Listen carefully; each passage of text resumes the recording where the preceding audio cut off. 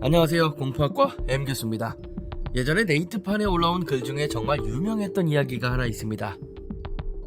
-1이라는 분의 시리즈 게시글이었는데 본인이 어느 집에서 겪은 섬뜩한 경험담이었습니다. 당시 인기가 워낙 좋아서 시리즈 게시물 조회수가 도합 300만 회 정도에 달했습니다.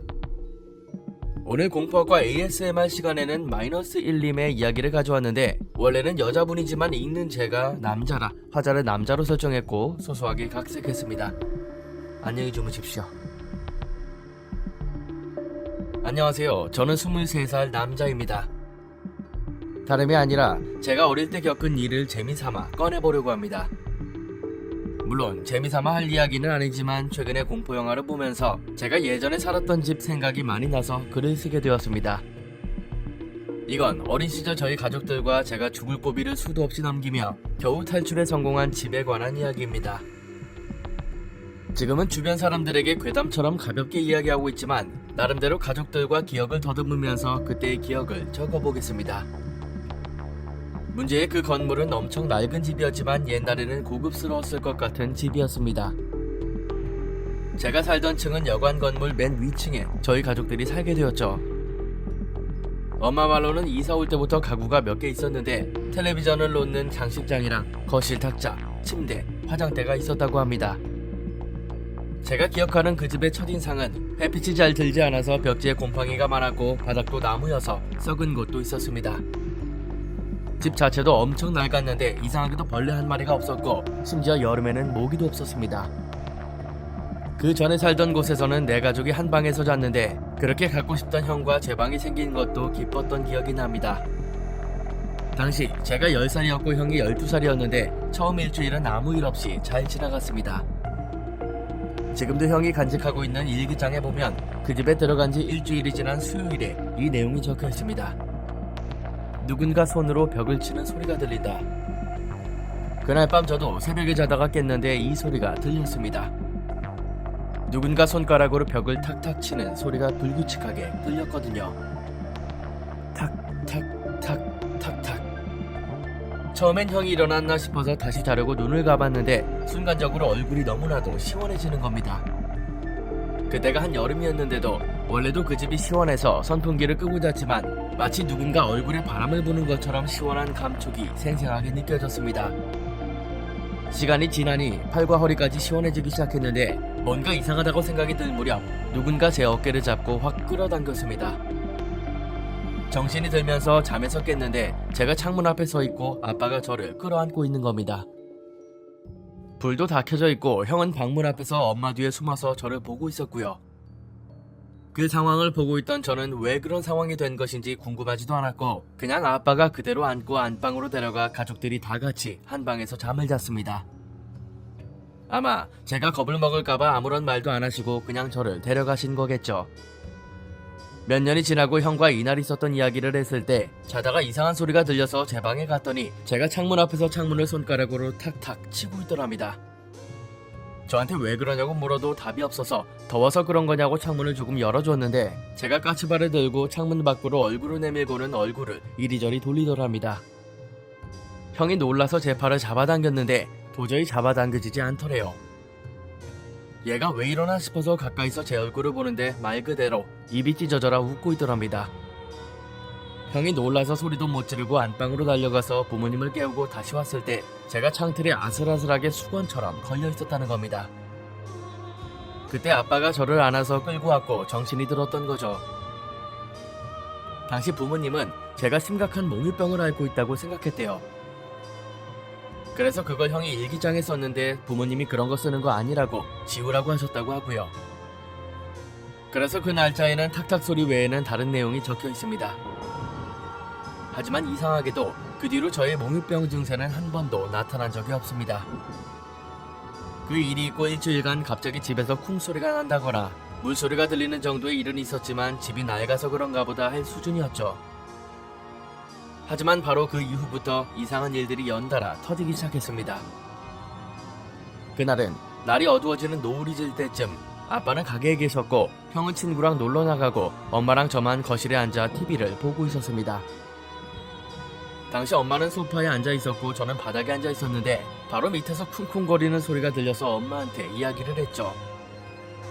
엄마는 대수롭지 않게 생각하며 밑에 층에서 뭘 하고 있는 것 같다고 대답하셨습니다. 하지만 5분 뒤 다시 쿵쿵거리는 소리가 들렸고 이제는 그 소리가 밑에 층이 아니라 거실 탁자 밑에서 들린다는 걸 알게 되었습니다. 제가 계속 이 아래에서 소리가 들린다고 말했지만 엄마는 그냥 소파 위로 올라오는 게 낫지 않겠냐고 하셨죠. 하지만 이때부터는 저도 기억이 잘 나지 않습니다. 엄마 말로는 소파 위로 올라오라고 했지만 제가 탁자에 앉아서 꼼짝도 안 하더랍니다. 제가 삐져서 그런가 보다 싶어서 제 이름을 부르며 팔을 잡았는데 그 순간 제 팔을 통해서 쿵 하는 느낌이 전해지더랍니다. 발에는 전해지지 않는 진동이 제 팔을 통해서만 전해지더래요. 얼마나 당황하셨는지 혹시라도 탁자 밑에 짐승이 있는 게 아닐까라는 엉뚱한 생각이 들 정도였답니다.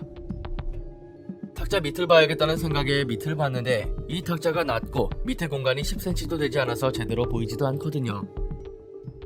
탁자를 손에 댄 채로 고개를 숙여서 탁자 밑을 봤는데 뭔가 검은 물체가 왔다 갔다 거리면서 이내 손에 쿵 하는 진동이 전해지더랍니다. 놀라서 소리를 지르며 저를 붙잡고 TV 쪽으로 피했는데 탁자 밑에서 그 검은 물체가 갑자기 튀어나왔답니다. 미친 사람처럼 고래고래 소리 지르며 안방으로 도망쳤다가 막대기를 들고서 거실 곳곳을 뒤졌는데 끝내 아무것도 발견하지 못했죠. 아빠가 돌아왔을 때도 그 이야기를 하면서 집안을 샅샅이 뒤졌지만 역시나 아무것도 없었습니다. 그로부터 이틀이 지났을 때 정말로 무서운 일이 일어나고 그 기억이 아직도 생생합니다. 저희 집 구조는 안방, 작은 방, 그리고 너무 작아서 창고로 쓰는 방으로 되어 있습니다. 창고는 별로 쓸 일이 없어서 가족 앨범이나 예전에 갖고 놀던 장난감 정도만 넣어두었습니다. 창고 안에 있는 창문도 작아서 벽에 곰팡이도 많았고 화장실 옆이라 그런지 냄새가 나서 형과 저는 잘 들어가지도 않았습니다. 그날은 다 같이 거실에 앉아 있었는데 부모님 두 분이 한참을 이야기하시다가 아빠가 큰일을 보러 화장실에 가셨습니다. 저와 형은 옆에서 TV를 보고 있었는데 화장실 안에서 아빠가 밤에 그렇게 크게 웃으면 안 되지 라고 말씀하시는 겁니다. 엄마는 잘못 들으신 건지 뭐라고 했냐고 되물으셨고 저와 형은 아무 말도 안 하고 있었기 때문에 그냥 가만히 있었습니다. 그때 물 내려가는 소리가 들렸고 화장실 문을 닫고 나온 아빠는 아 거참 생전 그 방에 안 들어가더니 왜 그래? 라고 하면서 창고로 들어가셨죠. 우리한테 눈길 하나 안 주고는 곧바로 창고 문을 열고 들어가셨습니다. 그때 형이 갑자기 일어나더니 아빠 그거 우리 아니에요 라고 소리를 지르며 미친 사람처럼 문에 매달리더군요. 하지만 문을 안에서 잠갔는지 문은 열리지 않았고 형이 울면서 난리를 치기 시작했습니다. 엄마는 못 들었지만 형과 저는 아빠가 하는 말을 들었고 말 한마디도 안 하고 있었다는 걸 잘 알았기에 아빠가 들은 소리가 이상하다는 걸 감지했던 겁니다. 형이 울고불고 난리를 치니까 당황해서 가만히 있던 엄마가 문으로 가서 문에 귀도 대보고 아빠를 한참이나 불렀습니다. 이내 문이 열리고 아빠가 나오셨는데 그대로 소파에 앉아서는 얼빠진 얼굴로 한참을 가만히 계시더군요. 엄마는 울고 있는 형을 안고는 아빠한테 뭐하러 거기 들어가서 문을 잠갔냐고 물었습니다. 그런데 갑자기 아빠가 오늘은 아무래도 나가서 자야겠다며 저희한테 당장 나가자고 하시는 겁니다. 엄마도 이틀 전에 겪은 탁자일 때문에 곧바로 지갑만 챙겨서 우리를 끌고 나가셨습니다. 집 밖으로 나와서 아빠가 가족들을 세워두고 형한테 대체 뭘 본 거냐고 물었습니다. 형은 울면서 저와 같이 들었던 아빠의 목소리와 방금 전 아빠가 했던 행동을 말했습니다. 그리고 가족 전부가 마치 경주라도 하듯 집으로부터 도망쳐 근처 찜질방으로 향했습니다. 나중에 들은 이야기지만 화장실에 앉아있는데 우리가 떠드는 소리가 너무나도 커서 나가면 혼내주겠다고 생각했는데 방에 들어간 기억은 전혀 없다고 하십니다. 정신 차려보니 형이 우는 소리와 엄마가 밖에서 말하는 소리가 들리더랍니다. 소파에 앉았을 때도 발이 돌덩이처럼 무겁고 분명 애들은 내 앞에 있는데 창고방에서는 계속해서 애들 목소리가 들려서 뭔가에 홀린 것 같았답니다. 그리고 웃음소리가 멈췄을 때 겨우 집에서 나가자고 말씀을 하셨던 겁니다. 그날부터 아빠가 이사를 가야겠다는 생각을 하셨다는데 당장 갈 만한 곳도 없어서 옮길 수는 없었대요.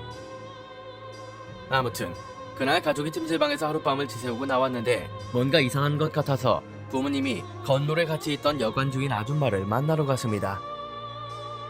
최근에 있었던 일을 모두 설명했는데 주인 아줌마는 이 집이 자기 소유가 아니고 시어머니 것이라고 하고는 할머니를 데려왔답니다. 부모님도 처음 그 할머니를 보게 된 건데 첫눈에 보기에도 얼굴에 심술이 가득 차 있는 게 보일 정도로 인상이 안 좋으셨답니다. 아빠가 조심스럽게 그간 있었던 일을 꺼냈는데 대번에 말을 자르고는 요즘 세상에 무슨 귀신이 있냐고 윽박을 질렀죠. 도저히 못 살겠으니 집을 빼달라고 했더니 무슨 미신 타령을 하냐며 정 그러면 자기가 무당이라도 알아봐 주겠다고 비꼬듯이 말하더랍니다. 집주인이 그렇게 말하고 당장 보증금도 못 받고 나올 수도 없는 노릇이니 아무 성과 없이 그냥 집으로 돌아오셨습니다. 저는 학교가 끝나고 집에 돌아오려니 진짜 지옥에 끌려가는 느낌이었죠. 처음 이 집에 왔을 때의 느낌은 온데간데 없고 이제는 이 집에서 못 자겠다고 이사를 가자고 떼를 쓰기 시작했습니다. 결국 예전처럼 안방에서 네 식구가 같이 자게 되었는데 이상하게도 그러고 나니 이상한 일들이 줄어들었습니다. 그렇게 열흘 정도가 지났을 때 잠을 자고 있는데 그날따라 너무 더운 겁니다. 그래서 방문을 열었는데 새까만 거실이 보이고 정말로 무서웠습니다. 다시 잠도 제대로 못 들면서 눈만 감고 있었는데 대화 소리가 들리기 시작했습니다. 분명 엄마의 목소리인 것 같아서 엄마를 부르며 엄마 쪽을 보니 엄마가 뒤돌아 누워있더군요. 그러다 무심결에 방문을 봤는데 화장대 위에 웬 사람이 올라가서는 춤을 추고 있는 겁니다. 그리고 제가 들었던 대화 소리는 그 사람이 입에서 내는 소리였습니다. 당시 엄마가 쓰던 화장대는 바닥에 앉아 쓰는 식이어서 정확하게 그 사람의 하체가 보였습니다. 도저히 보고 있을 수가 없어서 눈을 질끈 감았는데 계속해서 기괴한 소리가 났고 꼭 안방 이곳저곳을 방방 뛰고 있는 것 같은 발소리가 들렸습니다. 식은땀을 뻘뻘 흘리면서 한참을 그 소리를 듣고 있는데 어느 순간 눈을 떠보니 형은 방 안에 없고 부모님 둘 다 방문 쪽에서 웅크리고 자고 계시더군요. 이게 무슨 일인가 보고 있는데 곧바로 엄마가 일어나시면서 마치 TV 드라마에서나 나오는 것처럼 소리를 지르셨습니다. 그 소리에 아빠도 일어나서 엄마한테 왜 그러냐고 물었는데 아빠도 표정이 싹 굳었습니다. 화장대에 있던 엄마 화장품이랑 다른 물건들이 죄다 바닥으로 떨어져 있었거든요. 아빠가 말하길 밤새 가위에 눌렸는데 너무 시끄러워서 잠도 제대로 못 주무셨다고 하시고요. 그러다 형이 방에 안 보이니까 어디 있는지 찾으려고 나왔는데 화장실, 창고, 작은 방, 거실을 다 뒤져봐도 형이 없는 겁니다. 부모님도 같이 찾았는데 작은 방 옷장 안에서 우는 소리가 들렸죠. 옷장 문을 열어보니 그 안에는 형이 있었습니다. 놀라서 엄마가 형을 끄집어냈는데 밤새 울었는지 얼굴이 퉁퉁 부어있었고 왜 그러냐고 물어도 대답은 안하고 밖에 나가자는 말만 반복했습니다. 엄마도 알겠다고 형을 달래면서 옷만 갈아입고 나가자고 했는데 형은 지금 당장 나가야 된다며 생떼를 쓰며 현관으로 뛰어갔습니다. 결국 학교에 애가 아프다고 결석 처리를 하고는 저만 학교에 갔는데 집으로 오니까 형이 어린애처럼 엄마 옆에 착 달라붙어 있더군요. 초등학교 5학년인 형은 화장실을 혼자 가지 못해서 거의 한 달 동안은 아빠랑 같이 화장실에 들어갔고 다들 시체처럼 아무 말도 없이 살았습니다. 그러다 가족끼리 외식을 나가는 날이었는데 기분도 전환할 겸 고기를 먹고 집에 가려니 형이 부모님한테 제발 집에 안 가면 안 되겠냐고 말하더군요. 그때까지도 형은 옷장 안에 들어간 이유를 말하지 않았는데 부모님도 형한테 그때 있었던 일을 말해야 안 가든지 하지 않겠냐고 말했습니다. 그리고 드디어 그날 형한테 있었던 일을 듣게 되었죠. 간밤에 화장실에 가려고 일어났는데 화장대 옆에 키가 큰 여자가 하얀 천을 둘러매고는 춤을 추면서 알아들을 수 없는 말을 내뱉고 있더랍니다. 너무 무서워서 소리도 못 지르고 꺽꺽대면서 화장실 앞에서 울고 있는데 화장대에서 펄쩍 뛰어내리더니 춤추던 모습 그대로 형한테 빠르게 다가오더랍니다. 안방으로 가면 잡힐 것 같으니 작은 방에 들어가 옷장 안으로 숨어 들어갔던 겁니다. 더 무서운 건 옷장 안에 있으니까 밖에서 그 사람이 엄마, 아빠 제 목소리를 흉내내며 너 죽어, 이리 나와, 죽는다? 이러더래요. 소리도 못 내고 밤새 울면서 그 안에 있었던 거였죠. 결국 외식 후에 집으로 안 가고 저와 형은 제일 가깝게 살던 고모 할머니 댁에 잠시 맡겨졌습니다. 그리고 부모님은 다음날 그 집과 단판을 짓겠다는 생각으로 외할머니께 연락을 드렸습니다. 외할머니는 절에 다니셨고 가끔 용한 무당도 찾으셨는데 전화를 걸자마자 웬일로 외할머니께서 곧바로 전화를 받으시더래요. 평소 같으면 외할머니께서 귀가 어두우시고 전화 벨소리가 작아서 전화를 못 받으시거나 한참이 있어야 받으시거든요.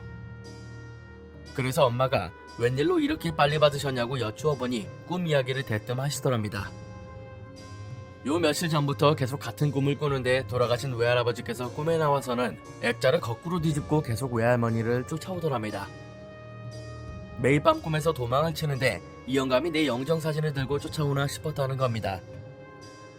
그래서 화가 나서는 도망치지 않고 왜 그러냐고 소리를 질렀더니 외할아버지께서는 말없이 액자를 똑바로 돌리고는 할머니께 주시더래요. 그리고 액자를 가만히 들여다보니 그 안에 저희 가족이 있었다는 겁니다. 더 소름 끼치는 건 사진 속에 우리 가족만 있는 게 아니라 흰옷을 입은 여자가 옆에 서 있더랍니다.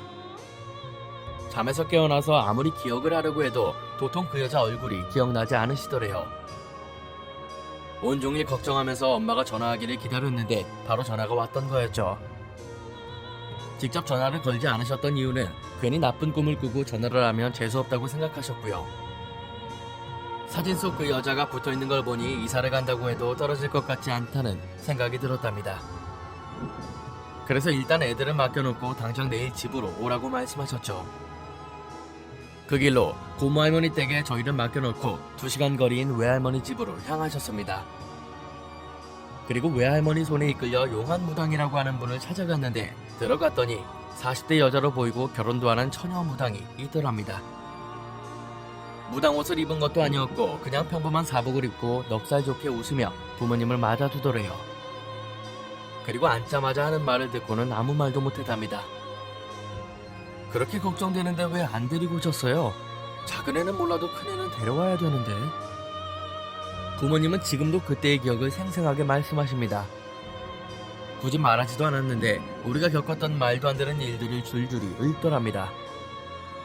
엄청 구체적이진 않아도 둘째는 한 번 죽을 뻔했고 아줌마도 놀랐겠다. 아저씨도 홀렸던 것 같고 첫째는 지독했을 거라고 대충 이런 식으로 말입니다. 그걸 어떻게 알았냐고 반문하니까 그 집에 있던 귀신 하나가 엄마 옆에 붙어서 다 이야기해준다고 하더랍니다.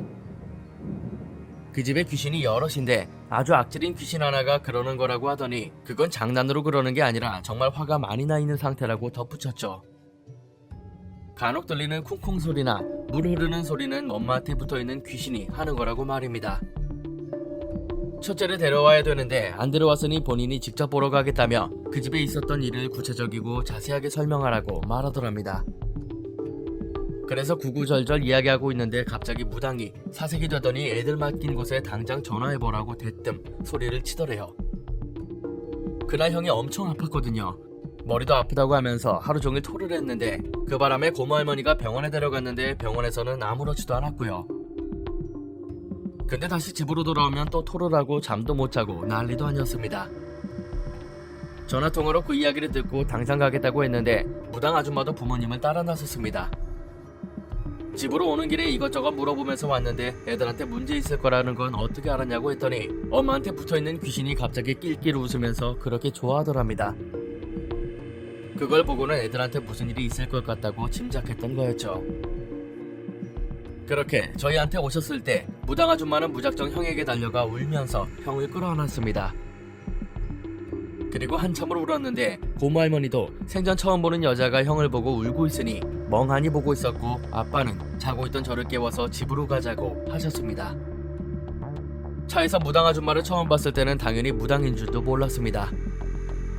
그냥 부모님 아시는 분인가 보다 싶었는데 집에 도착하니 온화한 모습은 어디 가고 무표정으로 집 안에 제일 먼저 들어가셨습니다. 집 안에서도 특별한 행동을 하신 건 아니었는데 이 방 저 방을 돌아다니시다가 유독 창고방과 안방에 있는 화장대 앞에서 한참을 보고만 있더군요. 그리고 작은 방으로 가서 장롱에 붙어있는 부적을 찾아내서는 그걸 바로 떼버렸습니다. 그때 처음으로 장롱에 부적이 있다는 걸 알게 되었죠. 그리고는 새로운 부적을 다시 장롱에 붙였는데 여기서 진짜 놀랐던 게 형한테 앞으로 숨고 싶으면 저번처럼 여기 숨으면 된다고 말하는 겁니다. 그러더니 방에서 나와서 거실 탁자를 당장 버리라고 하셨고 화장대 맨 밑에 있는 서랍 깊숙이 부적을 넣어주셨습니다. 그리고 누가 부적의 위치를 물어보면 절대로 말하면 안 된다는 말을 하셨죠. 당시만 해도 그게 무슨 말인지 전혀 알아들을 수 없었습니다. 창고방에도 부적을 붙였는데 되도록이면 이 방은 들어가지 말라고도 신신당부하셨습니다. 진짜 앞건은 TV 장식장입니다. TV를 받치고 있던 장식장을 떼라고 하셨는데 낑낑대며 밀어냈더니 장식장 뒤에 사람 머리카락이 한 움큼 있는 겁니다.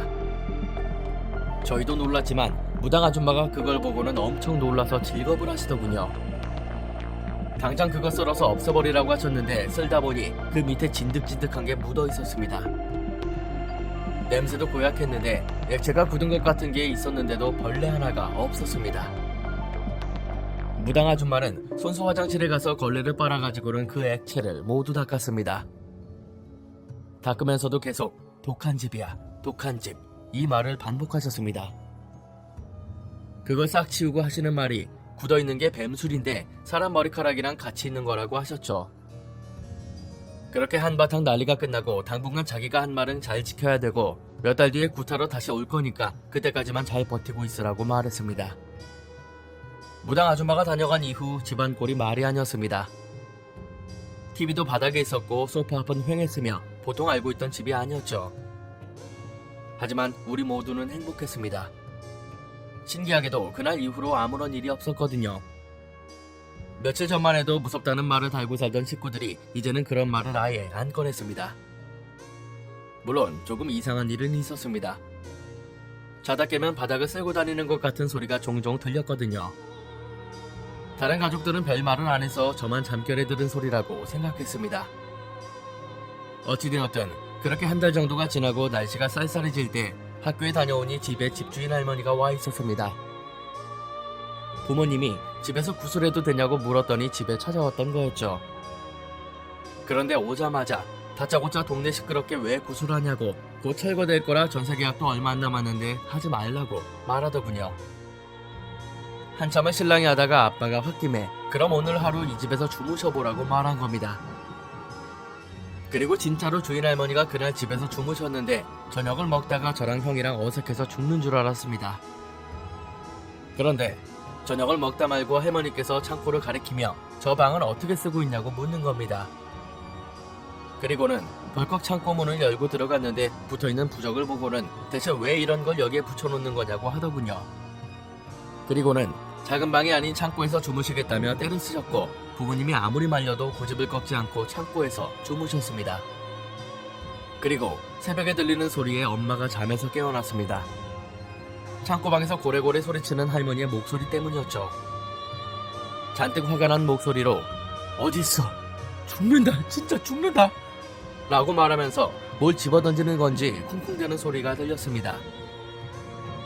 이내 아빠도 일어나서는 창고문을 열었는데 갑자기 방 안에서 할머니가 튀어나오면서 엄마가 놀라 소리를 지르고 그 바람에 제가 깨어났습니다.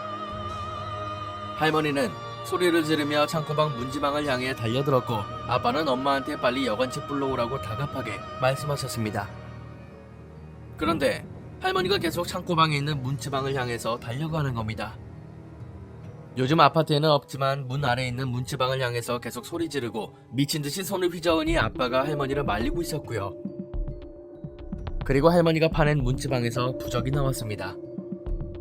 나중에 확인해보니 무당 아줌마가 저희 몰래 그 안쪽에 부적 하나를 넣어둔 거였죠. 노인네가 보통 힘이 아니라며 아빠도 쩔쩔매는 모습이 아직도 훤합니다. 할머니를 겨우 방 밖으로 떼어냈더니 예전에 아빠가 그랬던 것처럼 아무 일 없다는 듯 소파로 가서 눕더랍니다. 주인집 아저씨가 와서 왜 저러시는 거냐고 했지만 다들 아무 말도 못했고 할머니를 부축해서 원래의 집으로 모셔갔습니다.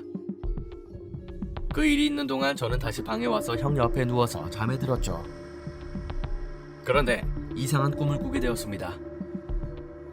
꿈에 노란 한복을 입은 아저씨가 나와서 제 이름을 부르며 이리로 와보라고 하는 겁니다. 저는 거부감이 하나도 들지 않아서 아저씨한테 가까이 갔죠. 그랬더니 아저씨가 갑자기 일어나 하고 호통을 치는데 그 소리가 귀 바로 옆에서 천둥이 치듯이 크게 들렸습니다. 무섭다기보다 많이 놀라서 벌떡 일어났는데 꿈에서 봤던 아저씨의 얼굴이 너무나도 생생했습니다. 방은 깜깜하고 조용한데 방문은 살짝 열려있고 밖에서 어른들 소리가 들리는데 왠지 거실에 나가기보다 형을 깨워야겠다 싶어서 흔들어 깨웠습니다. 그랬더니 형도 깜짝 놀란 사람처럼 벌떡 일어나는 겁니다. 형은 뭘 생각하는지 아무 말 없이 가만히 있었는데 이내 부모님이 방으로 들어오셨습니다.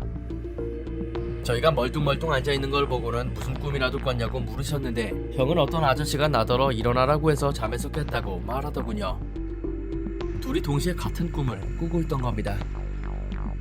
하지만 형의 꿈은 제가 꾼 것과는 약간 달랐습니다. 꿈속에서 부모님과 제가 방 안에서 뭔가를 찾고 있더랍니다. 그래서 뭘 찾고 있는 거냐고 물었는데 엄마가 말하길 밖에 무당 아줌마가 오셨는데 부적을 가져오라고 하신다는 겁니다. 너 어디 있는지 기억하냐고 물었는데 아무리 생각해봐도 이상하더래요. 분명 무당 아줌마가 몇 번이나 이야기한 걸 왜 위치를 모른다고 하는지 물어보니까요. 게다가 옆에 있던 저는 빠른 속도로 바닥을 기어다니며 장롱 밑을 보고 다니는 게 너무나도 무섭더랍니다. 결정적으로 부모님은 절대 야라고 부르지 않고 이름을 부르셨는데 꿈에서는 야야거리면서 말하니 뭔가 괴리감이 들더랍니다. 그래서 밖에 있는 무당 아줌마를 보려고 나가려고 하니까 거실에 예전에 봤던 그 하얀 옷을 입은 산발 여자가 서 있더랍니다. 저번과는 다르게 이번에는 얼굴을 정확하게 봤는데 얼굴이 마치 뱀처럼 비늘로 뒤덮여 있고 입도 찢어져 있고 뱀처럼 혀를 내밀고 있었죠. 그리고 방으로 못 들어오는지 방 앞에서 쩔쩔매고 있더랍니다. 아무리 못 들어온다고 해도 그 모습이 너무나도 무서워서 뒷걸음질을 치는데 제가 봤던 노란 옷을 입은 아저씨가 천둥같은 목소리로 그 여자에게 가라고 소리를 치더랍니다. 결국 그날도 가족 모두 뜬 눈으로 밤을 지새웠고 다음날 외할머니께 이야기했더니 분명 외할아버지일 것 같다고 말씀하시더군요. 그리고 저희가 학교에 갔을 때 아빠는 새벽에 실려갔던 주인집 할머니를 보러 갔는데 이미 꼭두 새벽에 도망치듯 어디론가 가셨다는 이야기를 듣게 됩니다. 문제는 그렇게 당하고도 끝까지 저희가 이사가는 걸 방해하고 막으셨습니다. 곧 철거될 건물이었기 때문에 그런 것일지도 모르겠습니다만 아무튼 그나마 다행인 것은 굿하는 건 허락해줬다는 겁니다. 하지만 구슬하고 싶다고 해서 바로 할 수 있는 것도 아니었고 며칠을 기다려야 했습니다.